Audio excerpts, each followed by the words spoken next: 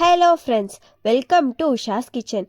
இன்றைக்கி நம்ம பன் தோசை எப்படி செய்யுதுன்னு பார்க்கலாம் வாங்க. அதுக்கு நாம் உளுத்தப்பருப்பு, கடலப்பருப்பு 1 ஸ்பூன், 2 வெங்காயம், 4 பச்சை மிளகா, ஒரு கொத்து கருவேப்பிலை எடுத்துக்கலாம்.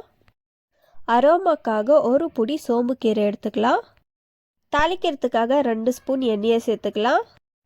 எண்ணெய் காஞ்சது உளுத்தப்பருப்பு, கடலப்பருப்பை சேர்த்துக்கலாம். உளுத்தப்பருப்பு, கடலப்பருப்பு வறுந்தது 1 ஸ்பூன் கடுகு சேர்த்துக்கலாம். நறுக்கி வச்ச வெங்காயம், கருவேப்பிலை, காஞ்ச மிளகா சேர்த்துக்கலாம். அடுத்து 1 ஸ்பூன் சீரகம் சேர்த்துக்கலாம். எல்லாம் சேர்த்து நல்லா வறுத்து எடுத்துக்கலாம். அடுத்து சோம்புக்கீரை சேர்த்துக்கலாம். தேவைக்கேற்ப உப்பு சேர்த்துக்கலாம். ஒரு சிட்டிகை மஞ்சள் தூள் சேர்த்துக்கலாம். இப்போ இது நல்லா வறுந்துருச்சு. இதை நாம் தோசை மாவில் சேர்த்து நல்லா கலக்கி விட்டுக்கலாம்.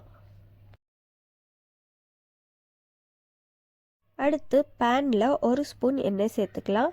எண்ணெய் காஞ்சது தோசை மாவை ஊற்றலாம். தோசையை செட் தோசை மாதிரி ஊற்றி 2 பக்கமும் எண்ணெய் ஊற்றி வேக வச்சு எடுத்துக்கலாம்.